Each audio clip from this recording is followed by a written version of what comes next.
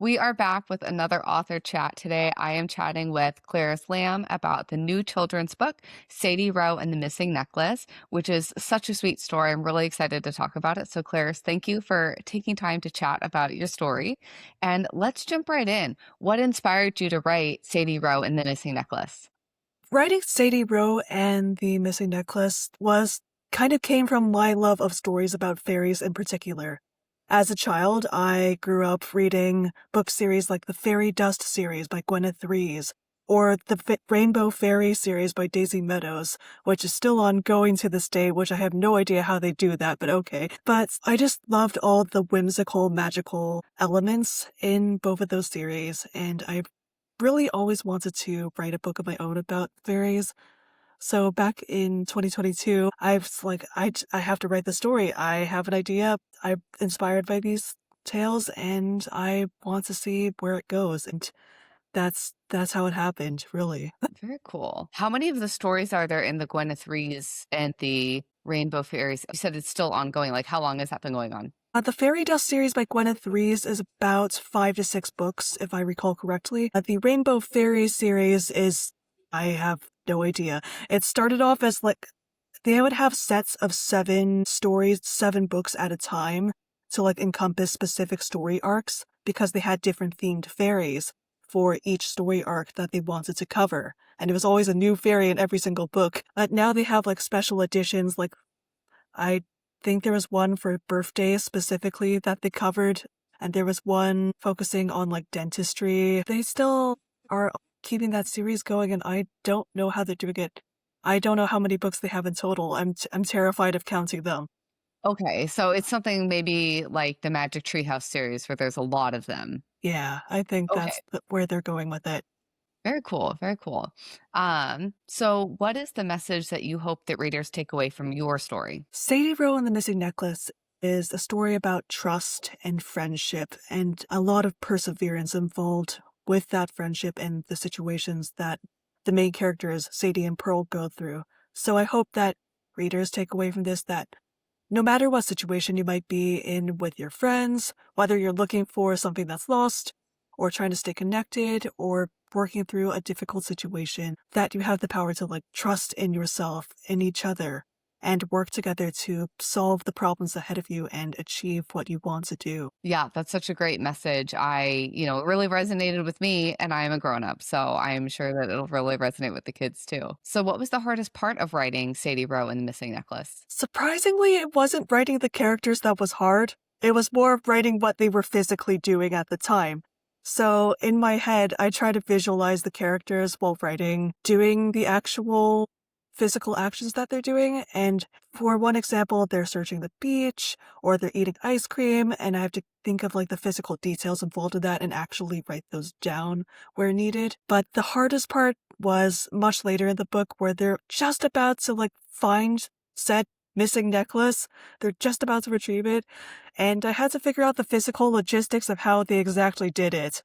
I did not think too hard at first about what it'd be like trying to use a bucket to scoop something out of a cove. I probably should have thought about that a bit more before first writing that scene. And so I had to ask my beta readers a lot about, oh, does this scene make any physical sense? Do you actually imagine this and see if it makes sense to the reader? Because I have legitimately no idea if I'm doing this right. That is such an underrated part of how hard that writing can be. Kind of built a lot of my writing skill by doing theater, which is so dialogue driven, and you're not even telling the actors what to do. Like they figure that out. And so that also is tough for me when I'm writing and thinking about, okay, what are the logistics of are they here, the blocking and remembering like what did they do? Where are they in the room? Do they need to come back from somewhere or like whatever that is? So I totally know what you mean. I feel like we can think about the story arc and the beats that you want to hit and the things that they need to say to move the story forward. But then, yeah, you're sitting down and thinking, okay, if I'm going to be using a bucket to, try to find something in the water and there's sand and there's weather, like that is definitely kind of a funky challenge. And at some point, you might just have to go to a beach. And just so that kind of leads me into my next question. I think it may be deceptive, like how much work goes into a children's book because like the word count or the page count is low compared to fiction for adults. So I'm wondering, how long did it take you to write Sadie Rowe from when you like had the concept to it, and then maybe a little bit more about the actual writing part of drafting the story? I would say that I started coming up with Sadie Rowe in 2022, so 4 years ago. I finished writing the whole book by like 2023 because back in 2022, when I first drafted the book, it was part of a children's fiction writing class that I took online. And because I'd never written children's fiction before at the time. And so I was like, okay, I might as well try this out. I have this cool idea. I might as well see where it goes. And then after the class was over, I realized, oh, I actually do want to put this into a final form and publish this. So I finished all of the actual writing by 2023-ish and thought, okay, this is great. I could totally publish this by 2024. I was wrong because what happens with children's books is that you have to really keep illustrations in mind, especially for chapter books. And I did not think of that when I first finished drafting the book. So when somebody else brought it up to me, like another writer, they were just like, oh, who's going to be the illustrator for your book?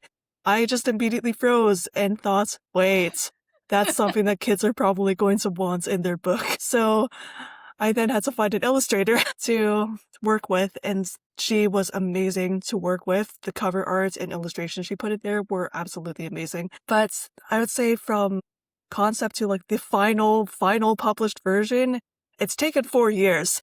I'm hoping that moving forward, if I write another kid's book, it'll probably be slightly less time than that, but we'll see.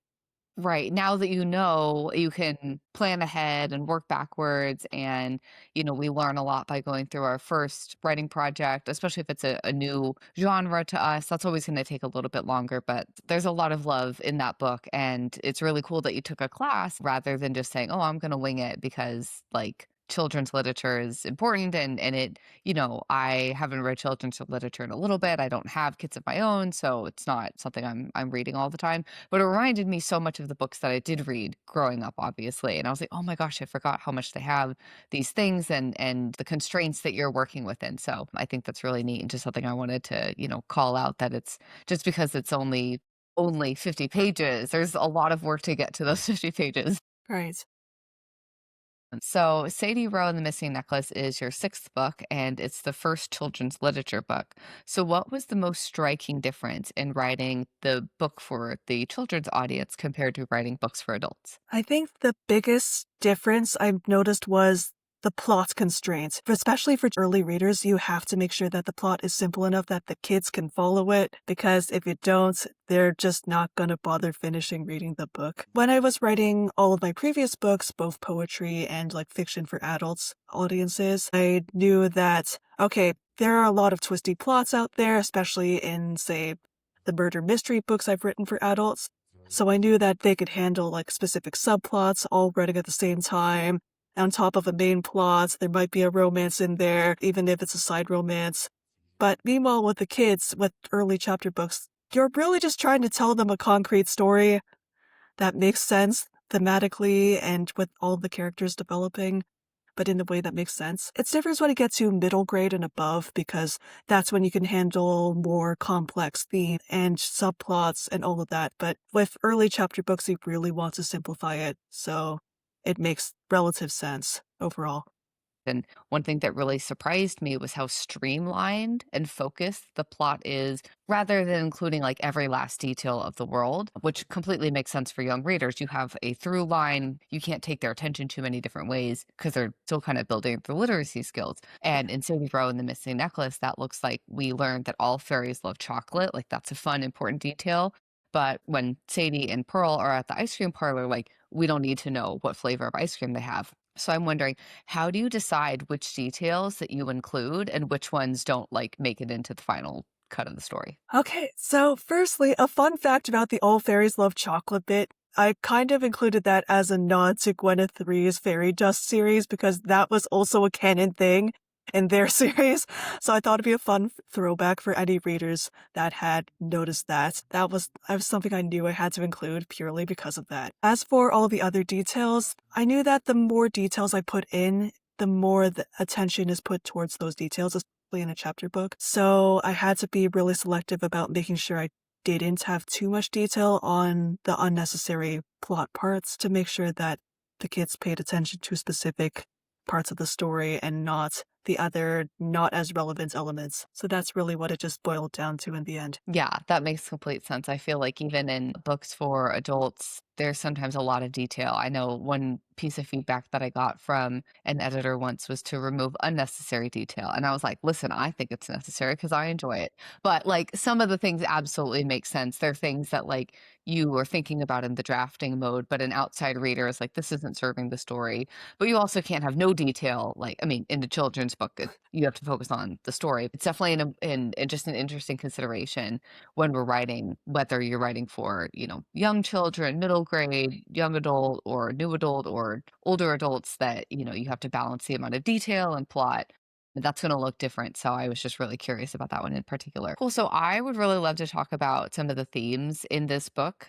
So the story has an overall theme of like hopefulness, despite the main character. She's going through a lot. She's dealing with the loss of her grandpa. Her parents don't believe in fairies like she does. Her friends are gone for the summer. She is stressed out trying to recover her grandma's missing necklace. Like, that's a lot for a little kid to be going on. But Yeah. Sadie, as a character, she's taking all these things in stride, right? Like, she wants to get the necklace done, but she is not like bogged down by the weight of the world, which is incredible. So I'm wondering, how do you balance like a resilient child character who's also going through the real world stressors that she's experiencing? Based on my own experience as a kid, and there are always real world stressors, I think. It's just a matter of whether you notice it and how much attention you put towards it, how much it affects you. So, for example, like the death of a grandparent, it might not hit a kid so hard at such a young age, just depending on how young they were at the time and how close they were at the time. So I didn't focus too much on that, purely because that wasn't as relevant to the story overall. Personally, but also because Sadie was just kind of just more focused on trying to find her grandma's necklace because she really wanted to make sure it was returned. And then meanwhile the parents not sharing the belief in fairies, that's also a common trait that they might be thinking, oh, their kid is just making up things because they're lonely or because that's their imaginary friend. Or that's how they occupy themselves, so they might not take that so seriously. And then meanwhile with Sadie, she knows Pearl is real, so she's obviously a little frustrated over that, but she also recognizes that, okay, not everyone's going to believe me on certain things. There are certain things I probably should start being quiet about or just keep to myself. I think with friends being gone for the summer, obviously she misses her friends. She very much misses them, and I don't know how much clearer I could make it in the story. But I think it was getting to a point for Sadie where she realized that there's all of these different elements hitting her at once, but she can only direct her attention to so many of them at a time because it's too overwhelming for her otherwise. She's only a kid, but firstly. But also, if she let everything overwhelm her, she would just shut down and just not be able to do anything. And sometimes it can be overwhelming dealing with so many items at once. We all have times in our lives where life has many curveballs that we're given, and we can't juggle all of them at once. But so we just choose what we can control, what we can focus on in that moment, and then just tackle it a bit at a time and try to let go of the things that you really can't control. Because if we didn't, we would never have a moment's peace. And I think Sadie learned a bit of that throughout the story. Like, was reminded of my own experience as a kid of, like, now I look back, I'm like, "Wow, there was a lot going on in that period of my time when someone was ill or, things that were going on." And you, like, deal with it because you got other stuff going on. You have homework, you have problems with friends, etcetera. And you're right, you can only do so much at one time, especially small children. They have kind of that gift of being single-minded, like, at a Yeah. time. And sometimes we as adults need that a little bit. I could use a little bit more of that rather than Yeah. trying to give equal attention to all of the things that we have going on. So I thought that was just a really, interesting perspective as someone who like has not engaged in a children's literature story in quite a while and doesn't spend a lot of time around young kids. So, but it was just it was very reflective, and it's like maybe I needed to read a children's story a little earlier. could have gotten a lot of value out of that earlier in my career where I thought everything was so important all the time. But another thing I really wanted to talk about that I really admire about this story is the story is themes of friendship, trust, accountability, teamwork, and you're blending all of those together really efficiently, like in 50 pages. You don't have 300 pages to tell the story. So, how did you weave in, so many different themes so efficiently in one story? That is a good question.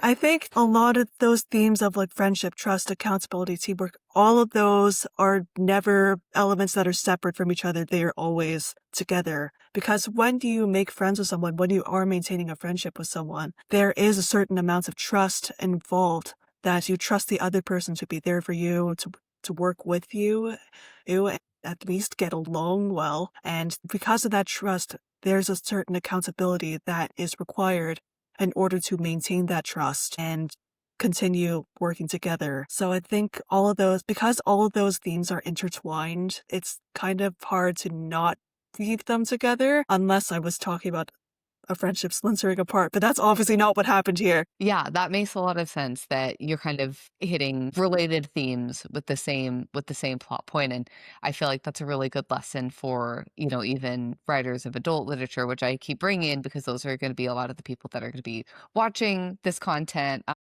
But it's so important that, like, you can do multiple things at the same time. One person who gives advice online to writers talks about how every scene needs to be doing multiple things at the same time, keeping things moving forward, and that's just a really good lesson, I think, for all writers. Content outside of your genre, going and looking at inspiration through children's literature or theater or any of those things helps you kind of see different approaches to achieving the same goal. And, in children's literature, for an early chapter book, if you only have 50 pages to tell a whole story, you don't have 250 pages.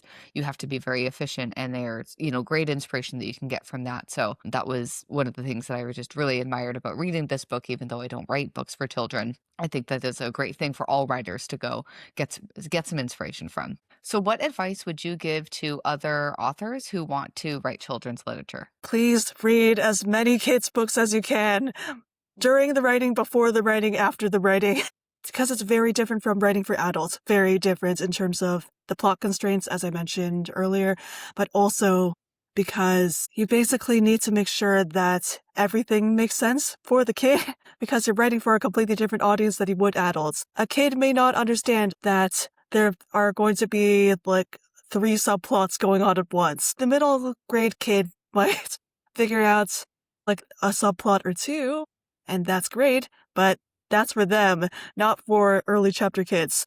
They just need a straightforward story overall and maybe a plot twist and they're set. I think it's a lot harder to simplify a plot line when you've gotten so used to overcomplicating them for different audiences, older audiences. Right, that makes a lot of sense. For getting feedback on this, did you have any children read this, or were all of your alpha or beta readers adults? They were all adults. I mean, I think 1 or 2 of them may have had kids. I do not remember if they actually read it to said kids though. But they did overall enjoy the story, which I was very grateful for. And I was asking them, did it make sense? And did all these logistics make sense? And they were like, yeah, everything made sense except for like this part with the bucket. Okay, and that's when I knew I had to rewrite it because I knew because I knew before I handed the beta reader version to them that, oh, I'm probably going to have to rewrite the scene, but I didn't know completely exactly what was off about it until they told me. So I'm really grateful for that, or else it would have been very strange to put that out in the final form to this day. Yeah, that is what I love about alpha and beta readers is when they all say the same thing, then okay, I really I really need to go Yeah. pay attention to this. Awesome. Well, thank you so much for taking time to break down Sadie Rowe and the Missing Necklace, which is out now. Highly recommend you check it out. And Claris, where can people find you online to stay informed of your future writing projects? You can find me at my website at clarislam.ca. You can also find me on social media. I'm very active on Facebook, Blue Sky, and Instagram in particular. And yeah, thank you so much for having me. I am so grateful to speak with you about Sadie Rowe, The Missing Necklace, and I hope so many more readers enjoy reading it as much as I enjoyed writing it. Me too. It's a really lovely story, and it was such a great foray back into children's literature. I learned a lot, and I really appreciate you taking time to share more about the story with me.